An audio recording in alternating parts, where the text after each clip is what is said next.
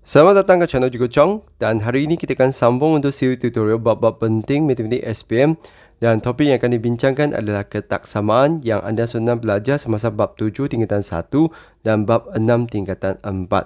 Jadi sebenarnya apa beza antara dua bab ni adalah semasa tingkatan 4 anda akan belajar ketaksamaan linear yang melibatkan dua pemboleh ubah berbanding dengan tingkatan 1 yang kita belajar tentang asas saja yang melibatkan satu pemboleh ubah sahaja. Jadi begitulah beza antara dua bab tersebut. Jadi seterusnya kita akan lihat pula apakah jenis soalan yang biasa muncul dalam SPM ini. Jadi mari kita lihat seterusnya.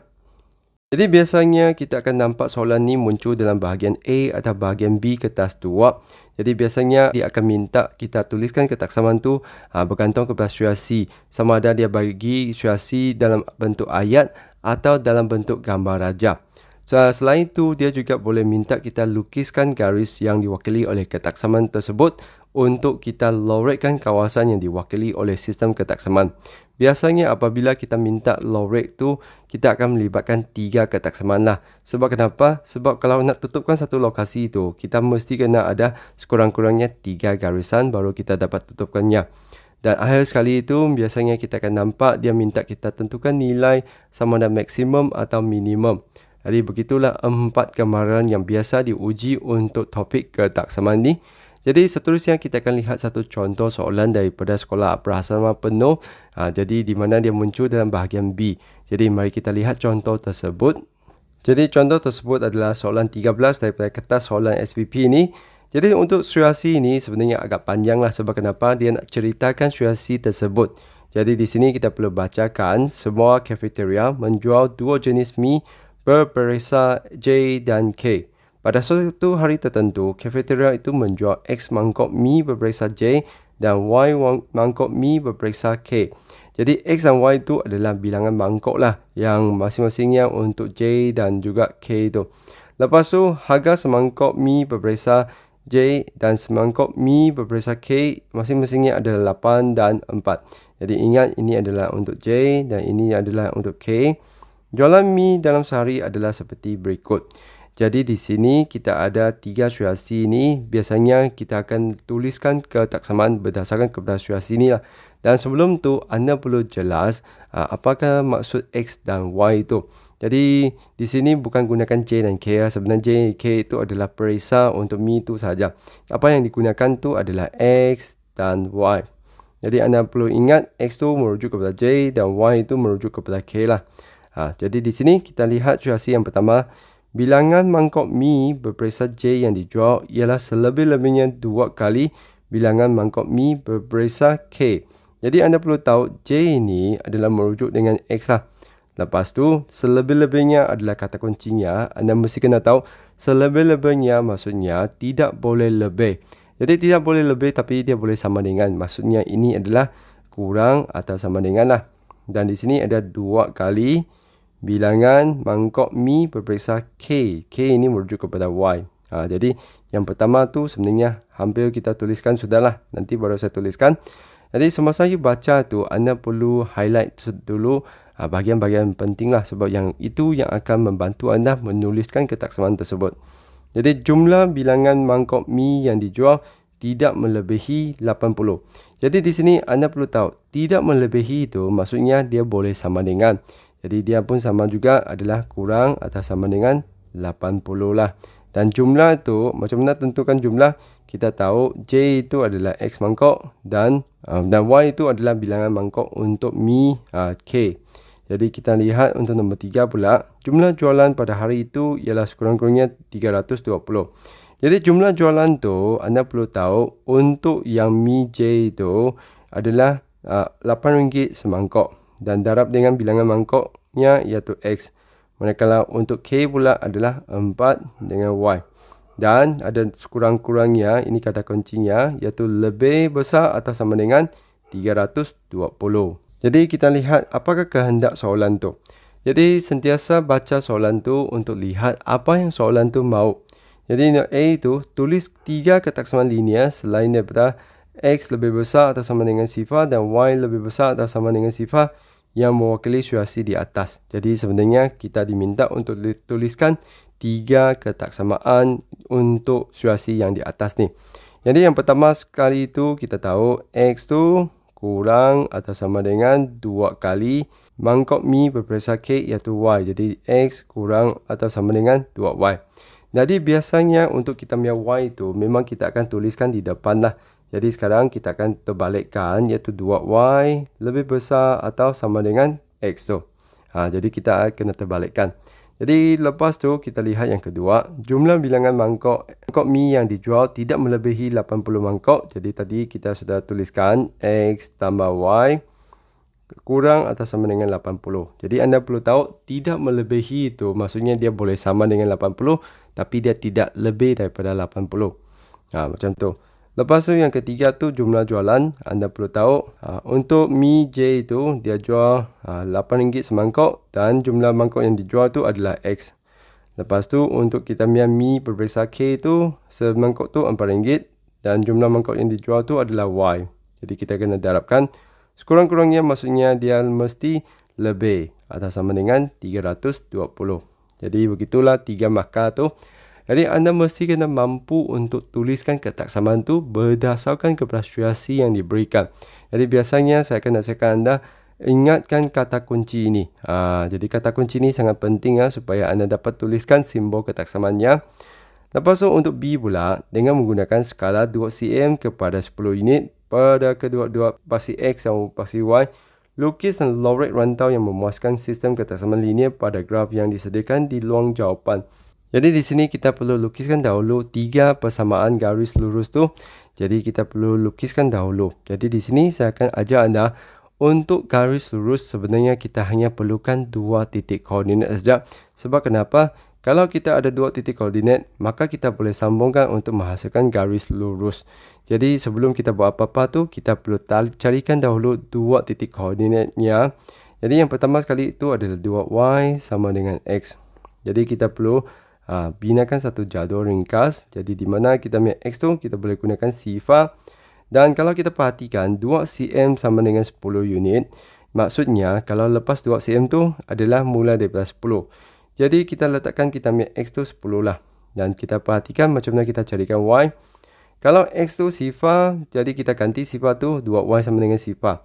Jadi 2Y sama dengan sifar tu maksudnya Y tu juga sifar lah. Lepas tu kalau kita ambil X tu 10, contohnya ini saya tunjukkan lah 2Y sama dengan 10. Jadi nak carikan Y tu saya hanya perlu pindahkan 2 tu ke sebelah. Jadi kita bahagikan, kita dapat ni Y sama dengan 5. Jadi kita sudah dapat 2 titik koordinat ni. Nanti kita hanya cuma tandakan titik ni dan kita sambungkan. Dan kita sudah berjaya untuk lukiskan persamaan yang pertama tu. Nanti baru kita akan lorek apabila kita sudah lukiskan ketiga-ketiga garis tersebut. Jadi garis yang kedua tu adalah X tambah Y sama dengan 80. Jadi kita lukiskan jadual tu. Dan sekali lagi kita perlu pilih 2 nilai untuk X tu. Jadi disebabkan kita punya skala tu 2 cm nya adalah 10. Maka kita perlu gunakan yang 10 untuk kita punya X atau gunakan sifar pun boleh juga. Jadi di sini kalau saya nak gunakan X tu sifar, jadi Y itu akan jadi 80. Contohnya lah kalau saya tidak mahu gunakan X tu adalah 10. Kalau saya nak lebih senang, saya boleh gantikan Y itu dengan sifar dan X saya pun 80. Jadi saya sudah dapat 2 pasangan lah. Nanti saya cuma perlu tandakan titik ini saja. Dan yang ketiga tu adalah 8X tambah 4Y. Sama dengan 320.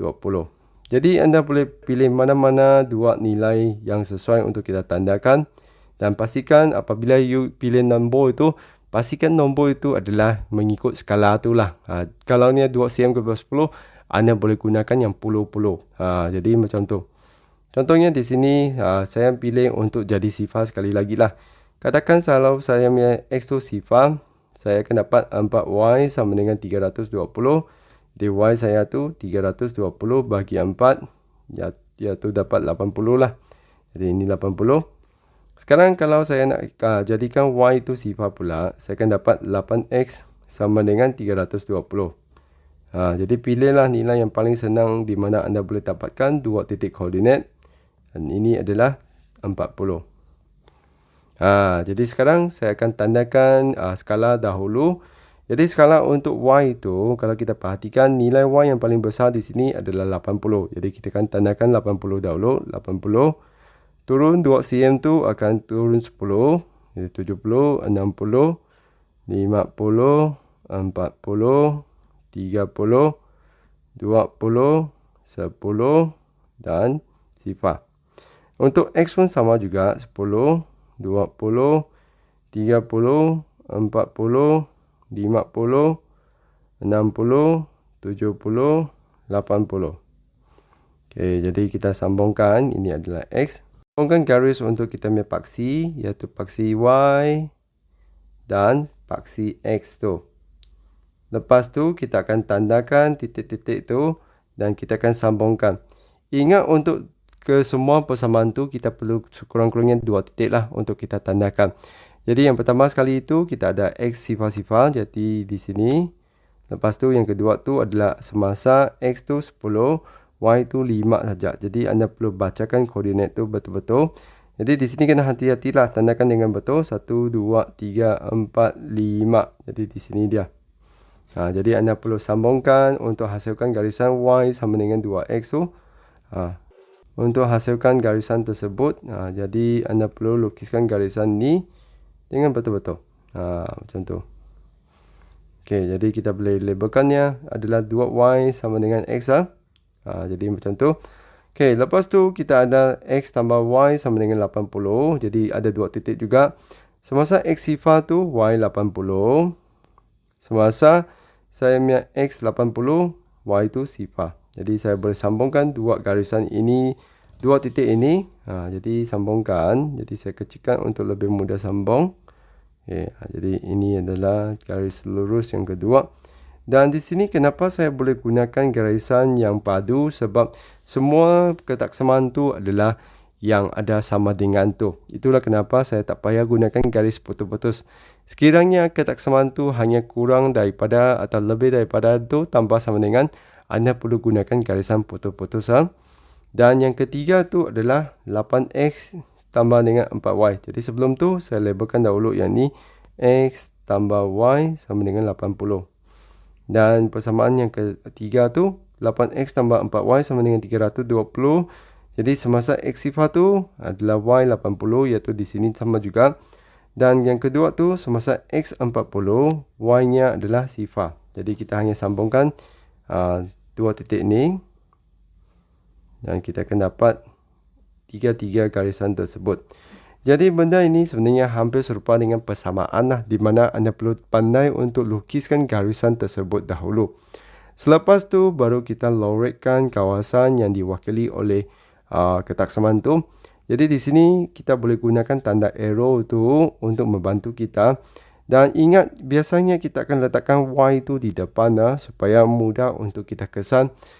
Jadi di sini 2Y lebih besar daripada X tu. Jadi anda perlu tahu 2Y lebih besar dari X tu adalah yang di atas ini. Jadi atas. Jadi atas ni. Yang di atas. Lepas tu yang kedua tu adalah X sama Y kurang atau sama dengan 80. Jadi yang di bawah. Jadi kalau kurang tu dia akan di bawah. Jadi bahagian ni. Jadi sebenarnya kita hanya perlu tandakan atas atau bawah lah. Lepas tu untuk yang ketiga tu adalah 8X tambah 4Y lebih besar atau sama dengan 320. Jadi garisan tu adalah di sini, iaitu 8X tambah 4Y sama dengan 320. Tujuannya kita labelkan persamaan tu supaya kita tidak lukiskan rantau yang salah lah. Jadi lebih besar tu dia adalah di atas. Macam tu. Jadi kawasan yang dikelilingi oleh semua tanda arrow tu atau tanda arah tu adalah bahagian ini. Jadi inilah bahagian yang dirujukkan oleh sistem ketaksamaan tu, iaitu 3 ketaksamaan itu. Dan rantau ini juga menempati kedua-dua ketaksamaan yang diberitahu tadi, iaitu dia mesti X lebih besar daripada sifar dan Y lebih besar daripada sifar. Macam tu. Jadi begitulah untuk bahagian ni. Jadi perhatikan dia adalah 5 markah. Jadi kalau anda berjaya untuk lukisan setiap garis tu sebenarnya sudah ada 1 markah.